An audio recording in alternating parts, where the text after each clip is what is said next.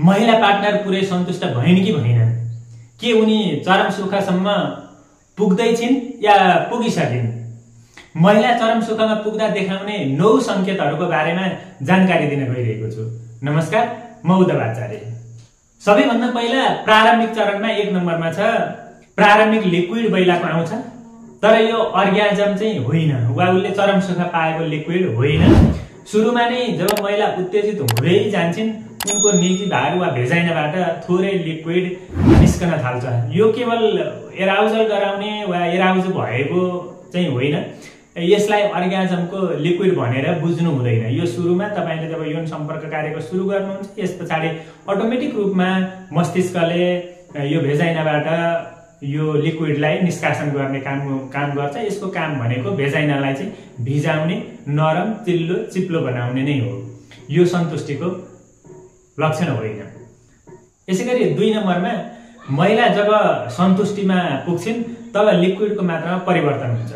जब महिला आफ्नो पूर्ण सन्तुष्टि वा अर्ग्याजम नजिक पुग्छिन् त्यसबेला केही महिलाहरूले लिक्विडको मात्रा चाहिँ बढाउन लाग्छन्, तर ध्यान दिनुहोस् सबै महिलाहरूमा यो हुँदैन। त्यसैगरी नम्बर 3 मा छ जब महिला आफ्नो उत्कर्षमा वा चरम बिन्दुमा पुग्छिन् त्यतिबेला स्क्वाटिङ गर्छिन्, पानीको फोहरा फाल्छिन्, तर यो सबैमा हुँदैन। धेरैजसो महिला स्क्वाटिङ गर्दैनन्, तर केही महिलामा यो आधा चम्मच जति पारदर्शी लिक्विड निस्कन सक्छ। यो सामान्यतया भेजाइनाको छेउका ग्रन्थीहरू ग्ल्यान्डबाट निस्किन्छ, कहिलेकाहीँ युरेथ्रा पिसाब नलीबाट पनि यो हल्का लिक्विड आउन सक्छ, तर यो पिसाब भने होइन, डाइल्युटेड फ्लुइड हो। यसलाई तपाईले विचार गर्नु होला। यसैगरी कोही महिलाले तपाईलाई आफू चरम सुखमा पुगेको भनेर भान दिनको लागि 4थो नम्बरमा कराउने, आवाज निकाल्ने, फेक गर्ने गर्छन्। यसले चाहिँ तपाई धोका खान सक्नुहुन्छ। कतिपय महिला सिर्फ आफ्नो पार्टनरलाई उत्साहित गर्न वा आवाज बढाएर जुन उनीहरूले प्लेजर दिने हो त्यो चाहिँ दिन सक्छन्, तर त्यसैले त्यो मात्र दिएर उनी अर्ग्याजममा पुगिन् भनेर निष्कर्ष ननिकाल्नु होला, यो गलत पनि हुन सक्छ। त्यसैगरी नम्बर 5 मा छ गर्भाशय र भेजाइनल कन्ट्र्याक्सन।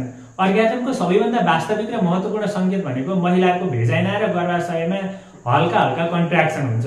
पुरुषले इजाकुलेसन गर्ने बेलामा जस्तो खालको सेन्सेसन आउँछ त्यस्तै महिलाको भेजाइनाको मांसपेशी कन्ट्र्याक्सन हुन्छ।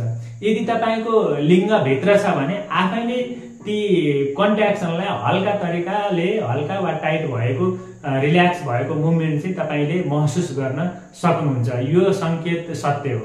त्यसैगरी नम्बर 6 मा श्वास प्रश्वास महिलाको तीव्र गतिमा बढ्छ जब उनी चरम सुखमा पुगेकी हुन्छन्। फास्ट ब्रिथिङ हुन्छ। अर्ग्याजम नजिक जाँदा महिलाको श्वास छिटो र गहिरो हुँदै अनियमित बन्न थाल्छ। अर्ग्याजम पछि भने एकदमै रिल्याक्स हुन्छन्। रिल्याक्स हुनुको अर्थ उनी अब यौन सम्पर्कलाई अगाडि बढाउन चाहदिनन्, किनकि उनको शरीर अब थाकिसकेको जस्तो वा रिल्याक्स भएको जस्तो महसुस गर्न सक्छन्, किनकि उनको शरीर सेटिस्फाई भइसकेको हुन्छ।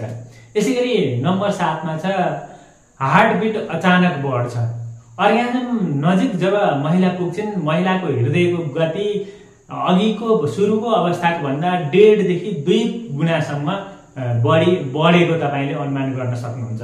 असामान्य रूपमा छिटो धड्किन थाल्छ। यो शरीरको पूर्ण सेटिस्फ्याक्सनको प्रक्रियामा यस्तो हुन्छ। यसैगरी नम्बर 8 मा अर्ग्याजम पछि महिलाको शरीर बिस्तारै शान्त हुन थाल्छ। महिला सन्तुष्ट भएपछि महिलाको शरीरले आराम चाहन्छ। कम्मर र हिपको जुन साइड हुन्छ यो पनि थकित भएको महसुस गर्छिन्। बोलाइ कम हुन्छ।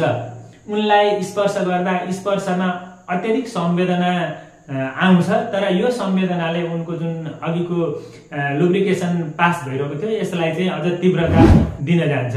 उनले फटाफट तपाईले जुन गर्ने कामलाई अगाडि नबढाउनु, अब भयो रोकौं भनेर चाहिँ इच्छा व्यक्त गर्न सक्छिन् वा तपाईको जुन फेरि काम गर्ने इच्छालाई उनले रोक्न सक्छिन्।